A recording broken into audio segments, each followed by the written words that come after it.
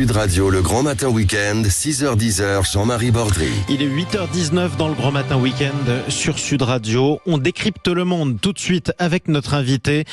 La défaite de la Russie est impossible, c'est ce qu'a dit le président russe Vladimir Poutine, interviewé par le journaliste anglo-saxon Tucker Carlson.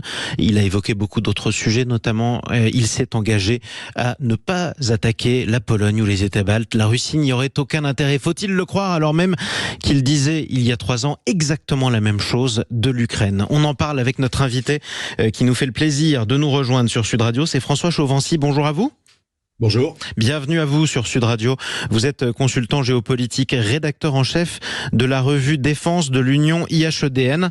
On est ensemble avec vous sur Sud Radio justement pour revenir notamment sur cette interview de Vladimir Poutine, évidemment qui bombe le torse devant un journaliste qui franchement ne lui a pas été particulièrement hostile. Est-ce que la Russie a de bonnes raisons d'être optimiste sur la suite de la guerre actuellement, après l'échec de la contre-offensive ukrainienne, et alors même qu'elle grignote douloureusement, mais malgré tout, réellement du terrain sur le front ukrainien? Il est très clair que depuis cet échec, mais en même temps en parallèle d'autres événements, Vladimir Poutine en particulier, peut-être plus que la Russie, a repris, oserais-je dire, du poil de la bête. On sent un homme politique qui est à l'aise, qui est décontracté, qui a l'air d'être sûr de lui, qui énonce avec calme ses objectifs. Finalement, quelqu'un qui est peut-être beaucoup plus rassuré sur son avenir et celui de la Russie que ce qu'on a vu, par exemple, au mois de juin, après le mouvement d'humeur de Wagner. La mutinerie du groupe Wagner et d'Evgeny Prigojine, qui effectivement a été liquidé depuis. Ça va donc mieux si on compare à cette époque-là pour Vladimir Poutine. Est-ce que cela va si bien que cela sur le front? Alors apparemment, avec les comptes rendus que nous avons, il est clair que l'armée russe, d'abord, s'est reconstituée, qu'elle attaque tous les jours et qu'elle attaque sur 1000 kilomètres. Donc aujourd'hui, par rapport à avant, on a une armée russe reconstituée avec des effectifs, des pertes sans doute énormes, du matériel perdu mais reconstitué, et l'armée ukrainienne qui est à la peine. Et l'armée ukrainienne, en tout cas, qui ne gagne plus de terrain. C'est le cas notamment autour d'une ville où les combats sont absolument épouvantables. C'est la ville d'Avdiivka, juste à côté de Donetsk, que les Russes pourraient prendre d'ici plusieurs semaines.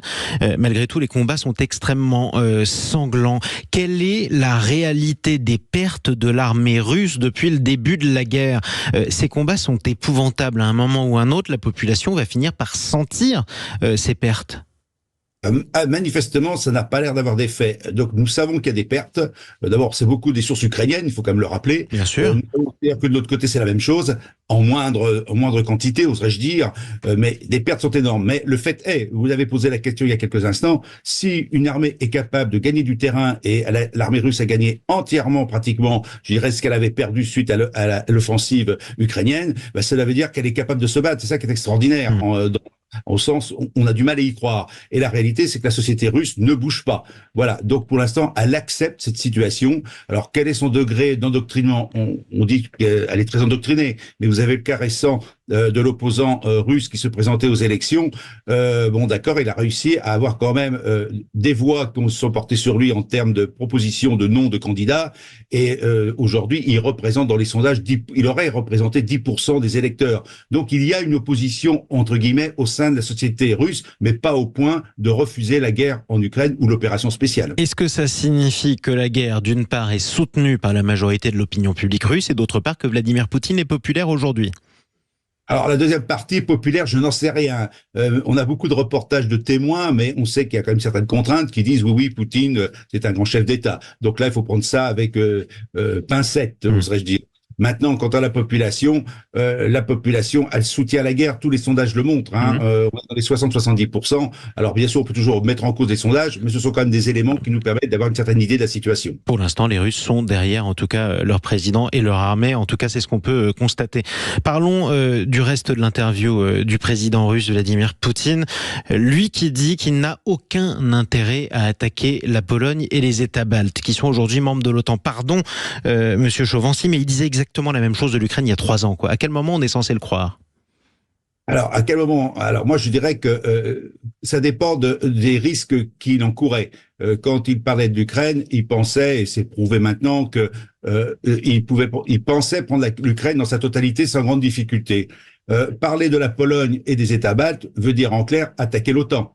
Attaquer l'OTAN, ça fait quand même un gros morceau. C'est 32 nations, dont les États-Unis, et avec une alliance qui s'appelle, effectivement, qui a vocation à protéger tout le monde, tous les États membres. Donc, on ne voit pas comment la Russie aujourd'hui, dans l'état où elle est, avec les pertes qu'elle a eues sur le terrain, une économie en temps de guerre, comment ce pays pourrait se permettre d'agresser un État de l'OTAN compte tenu de ce qu'il y a en face. Ça signifie que quand on évoque le risque, et ça a été évoqué notamment par le ministère de la Défense, le ministre allemand de la Défense, mais aussi d'autres ministres européens de la Défense, quand on évoque le risque d'une attaque russe, on joue plus à se faire peur qu'autre chose en Europe ? Oui, mais c'est aussi rappeler aux Européens que la défense n'est pas un facteur annexe. Il faut se préparer à toute agression. Ce qui veut dire, en gros, si vous voulez pas être agressé, sachez vous préparer à y répondre. Et quand on est prêt, l'agression ne se fait pas. Voilà. Et je pense que c'est ça le message. Nous avons désarmé nos pays depuis des années pour des raisons économiques, politiques, idéologiques même. Mais aujourd'hui, on se rend bien compte que avoir une défense commune et forte est une garantie de notre sécurité de demain. Et donc, c'est finalement une dissuasion de toute agression future, et je pense que c'est comme ça qu'il faut le comprendre. Dernière question pour vous, François Chauvency, je le rappelle, consultant en géopolitique et rédacteur en chef de la revue Défense. Dans quelques mois auront lieu les élections présidentielles américaines. Le président sortant, Joe Biden, fervent soutien de l'Ukraine, inquiète de plus en plus pour son état de santé. Clairement, on a l'impression qu'il perd la tête par moment. Et Donald Trump fait de plus en plus figure de favori. Qu'est-ce que la Russie a gagné à l'élection possible, voire probable, de Donald Trump à la Maison-Blanche? Alors, dans un premier temps, il faut bien prendre en compte que les offensives aujourd'hui, la position de Poutine, se construisent en fonction de ce facteur. On sait parfaitement que s'il n'y avait pas les Américains, l'Ukraine serait tombée, c'est clair. Donc aujourd'hui, effectivement, le fait que Trump puisse prendre la succession de Biden est un facteur très important finalement de succès ultérieur pour Poutine, car apparemment les deux hommes se sont bien entendus dans le passé. Ça ne veut pas dire que Trump sera faible, mais néanmoins ça sera la vision peut-être isolationniste des Américains qui primera, et on le voit à travers les sondages d'ailleurs aux États-Unis, notamment chez les républicains. Faire la guerre, et surtout la guerre à l'extérieur, et voir des Européens ne pas assurer leur défense et attendre les Américains, il y a un moment ça agace. Et je pense que si finalement Trump prend la succession de Biden, ce sera très difficile pour l'Ukraine. Et je crois que là, on aura encore un game changer, comme on dit. Et l'Ukraine devra peut-être se poser la question, si elle ne l'a pas fait avant d'ailleurs. De la poursuite de la guerre. De la guerre, oui. Merci François Chauvency, consultant en géopolitique, rédacteur en chef de la revue Défense.